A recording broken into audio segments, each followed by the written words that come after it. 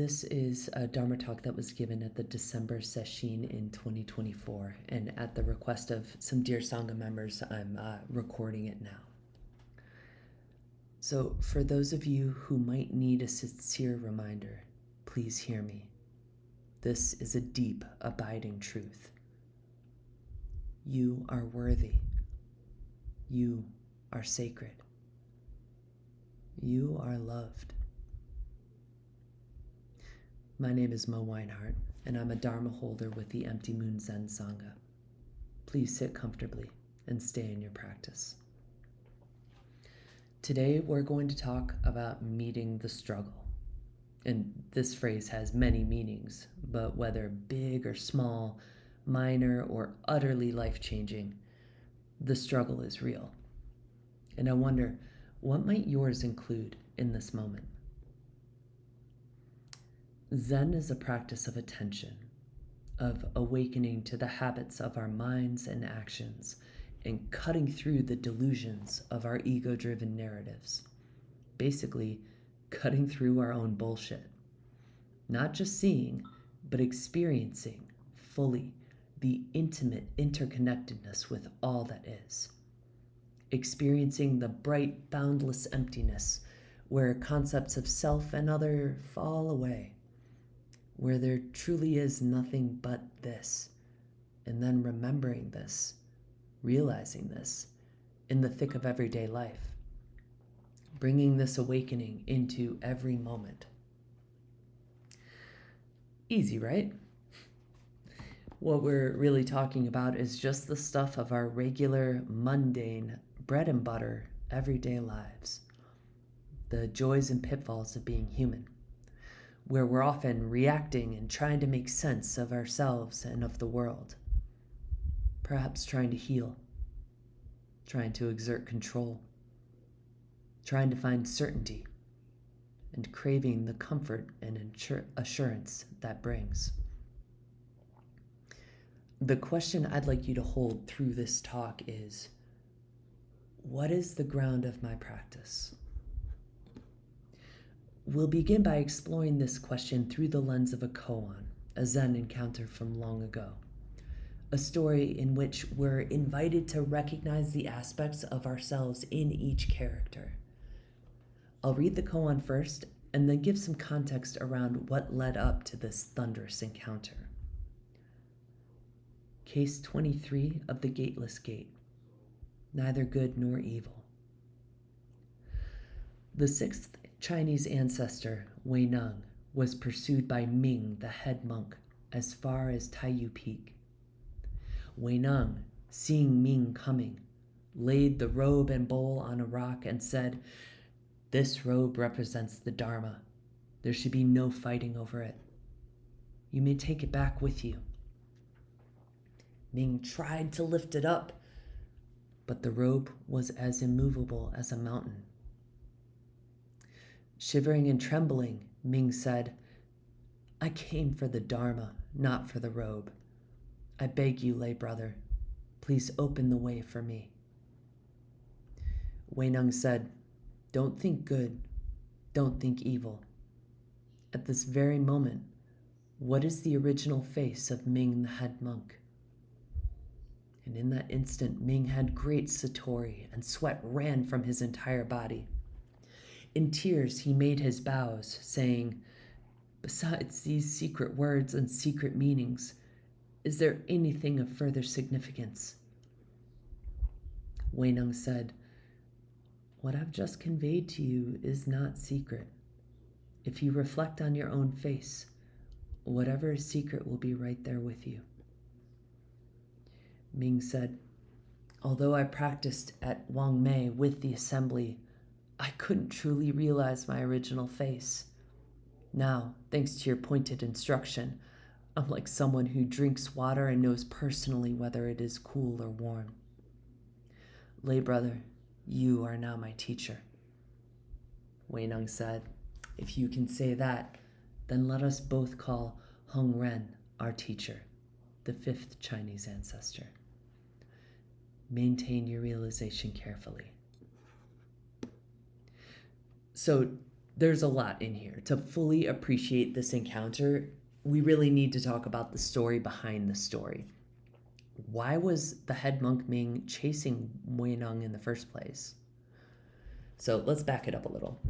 Weineng became our sixth Chinese ancestor, and he was born way back in the year 638. His father died when he was young. Now, Weineng had no education, and as a kid, he sold firewood to support himself and his mom. One day, he heard a monk reciting the Diamond Sutra and experienced deep realization. When he asked, the monk told him that his teacher was Hong Ren, who lived over 1,000 miles away at a temple in northern China. So a neighbor kindly agreed to support his mother, and so Weineng set off to find Hong Ren. After their first encounter, Hong Ren saw how worthy this new student was and assigned Weineng to husk rice in the harvesting shed. Many months passed, and Hong Ren felt it was time to name a successor. He was getting older after all. And to determine who his successor would be, Hong Ren announced a contest across the temple, inviting anyone who thought they were worthy of transmission to submit a poem showing their understanding of the way. The author of the most insightful, penetrating poem would receive transmission and become the next master. This temple had over 700 monks, and they all felt that the leader of their assembly, whose name was Shen Xue, had the clearest insight, so none of them wrote anything.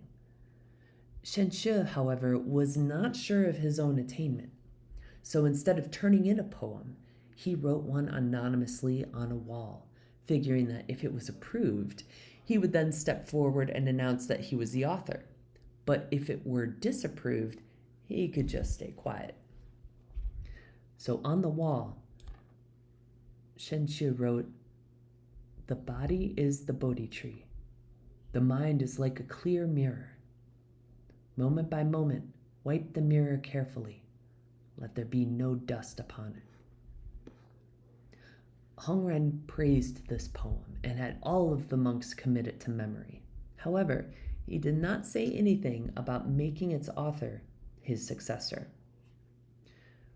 Weineng, our young, penniless, unschooled lay practitioner from the south, did not learn about the contest until he heard a monk reciting Shen Xue's poem. Since he didn't know how to write himself, he asked an acolyte to write his response on the wall beneath, and it read, "Bodhi really has no tree. The mirror, too, has no stand. From the beginning, there's nothing at all. Where can any dust alight?" Well, everyone was really impressed with this second poem, but it caused quite a disturbance when the monks discovered that it was written by a nobody layman who was just working in the harvest shed. However, the teacher, Hong Ren, immediately recognized the worth of the poem, but he rubbed it off the wall with a slipper, claiming it had no value.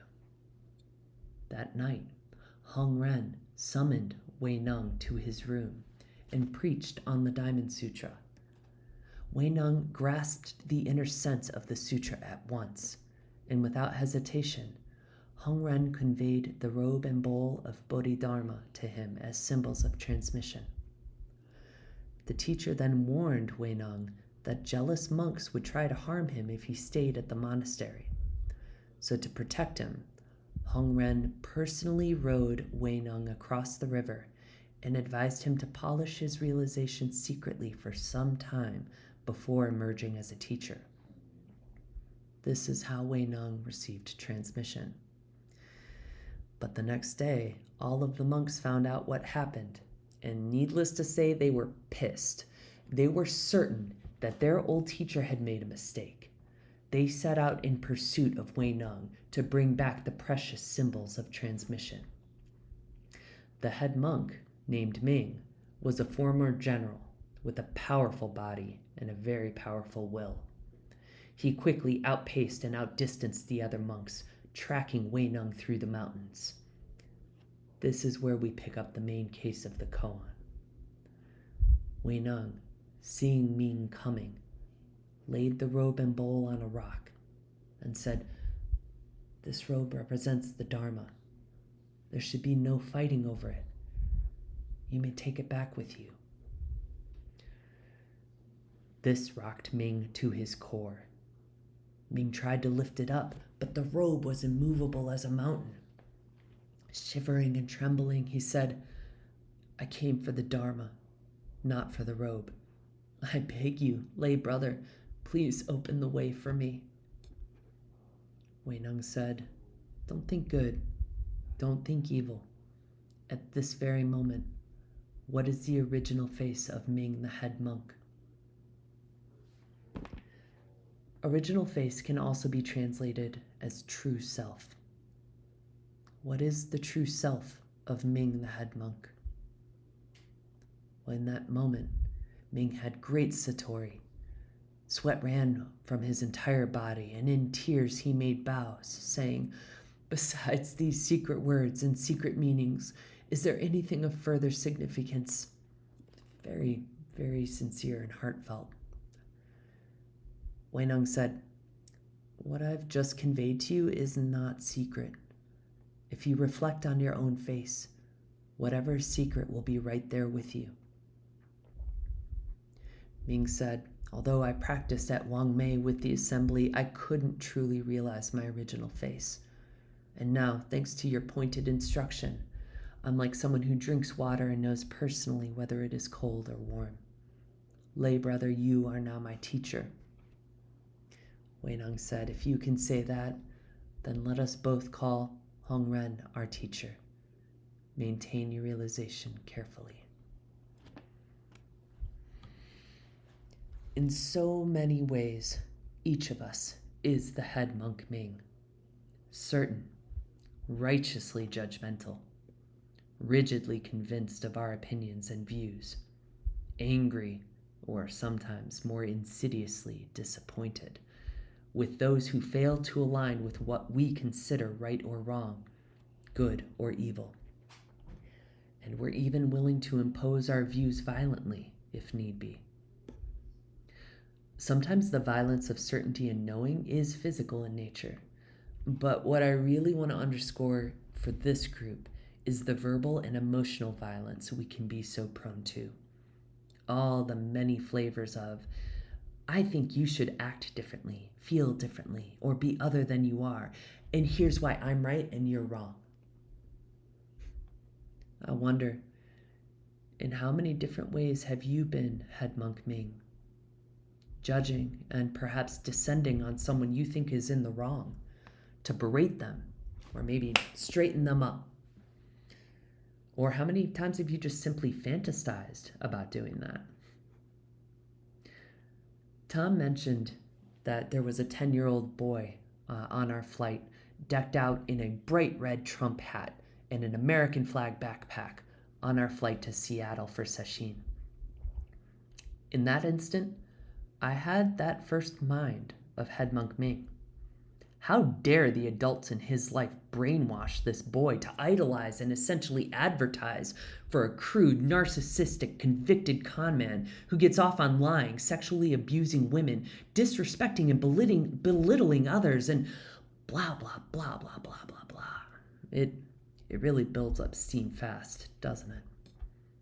The list was long.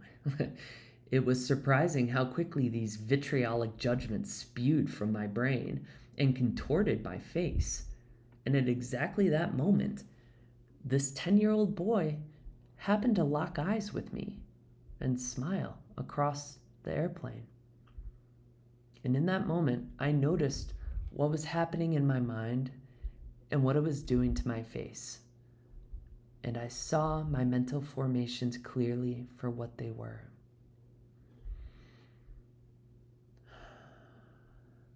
An opening of my heart, a relaxing of my judgments.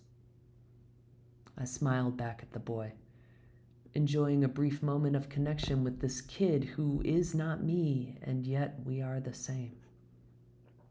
Now, for an important turning of this koan, Beyond how we treat other people, as critical as that is, we must equally examine how we treat ourselves. Shine light on this with me for a moment. In how many different ways have you been, Head Monk Ming, descending upon yourself, judging and berating yourself for being wrong, for making a mistake, because you should have blah, blah, blah, blah, blah. My God, are we good at shoulding all over ourselves. In my experience, we are rarely as brutal with anyone else in the world as we are with ourselves. All the things we regret or wish we'd done differently and refuse to forgive ourselves for.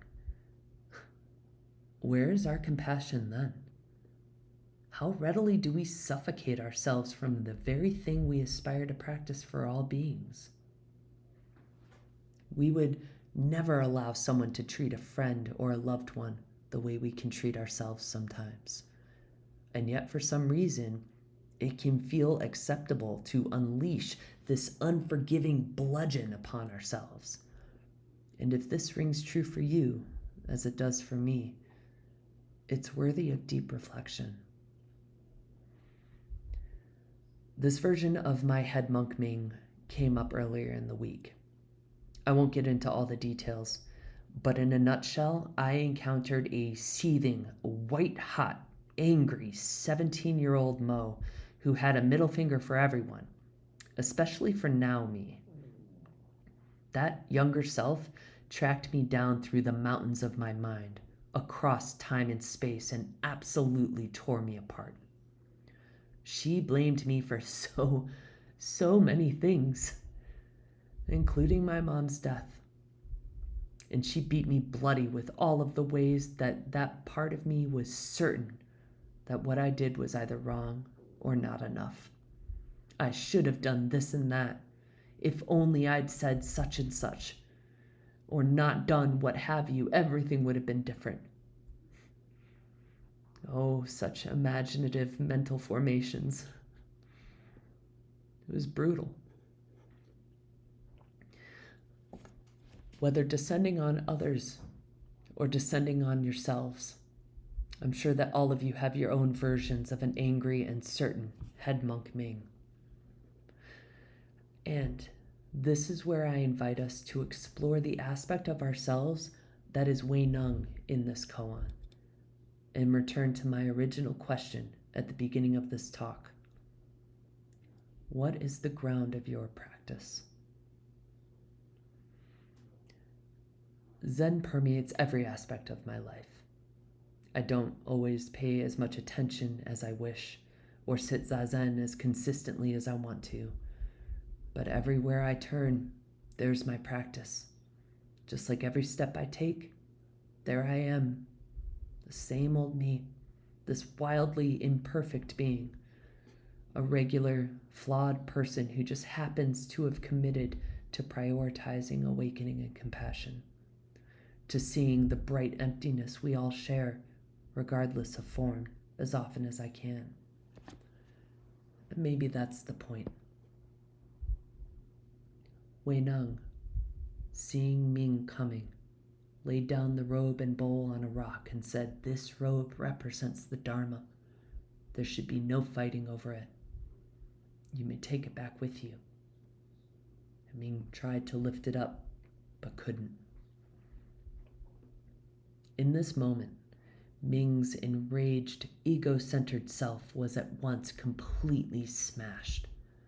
He saw through his own certainty, his misguided and harmful actions, and it broke him wide open.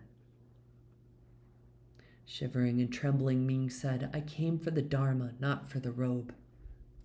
I beg you, lay brother, please open the way for me." Wei Nung said, "Don't think good, don't think evil.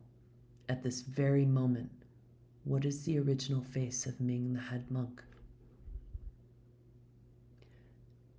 At this very moment, what is your original face?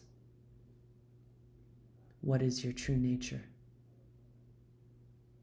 What is the ground of your practice? You're up a tree dangling from a branch by your teeth. Say something. Buddha nature neither rejects nor embraces. It is vibrantly alive in just this, whatever this might be. It does not assess worthiness. It does not play favorites. It does not pat you on the head and reward you for being good, nor does it punish you or withhold itself when you act bad. It's not transactional. It does not function within the dualistic constraints of good or evil, right or wrong, better or worse, enough or not enough. Buddha nature pervades the whole universe, existing here and now. Everything you see, everything you hear, is in fact it. It cannot be confined or reduced into arbitrary categories of worth. Buddha nature does not make value judgments. We do that. It's hard not to think of good and evil, to divide the world, other people, or myself into classifications of good and bad, right and wrong. I mean, come on, critical thinking is a necessary skill in the world of form. It allows us to make decisions, anticipate risks and dangers, and hopefully to feel our way into more consistently living our values. The catch is holding our judgments loosely, being aware and cautious of the trappings of knowing or tightly held certainty. As written in the Sin Sin Ming, or the Precepts of the Faith, to set up what you like against what you dislike, this is the disease of the mind. We all grapple with the stickiness of certainty, setting up what we like against what we dislike. I do it every day. But regardless of the particulars or the circumstances, how we treat each other and how we treat ourselves matters. When the ground of practice is compassion for ourselves and all beings, when the illusion of separation falls away and the egocentric self is at once completely smashed, this is a great gift of awakening. The invitation is to recognize this functioning in the thick of activity. Can we realize this in the face of intense emotions? In the face of a wounded heart or a body that's in pain? When getting laid off or when rudely honked at in traffic? We each must earn our realizations, our wisdom. There are no shortcuts. This goes beyond conceptual understanding. Awakening cannot be learned, it must be lived, and it requires continuous effort. It is a dark fucking world in so many ways. And yet, in my experience, with each decision, each loving or thoughtful action we take, things change for the better in ways we don't always see, slowly but surely bending the world towards compassion, towards kindness, towards love. We wear these bodies, these forms, forgetting that we are not them. Like a bead of ocean spray, momentarily a separate droplet, forgetting the source that it's part of, that it is in fullness, even as it careens back towards the boundlessness from which it came. The whole is never separate from the particular. The particular is never distinct from the whole. Awakening to this truth changes everything and nothing at all in an instant. And this truth is not to be found outside of ourselves, outside of this moment, outside of the infinite just this.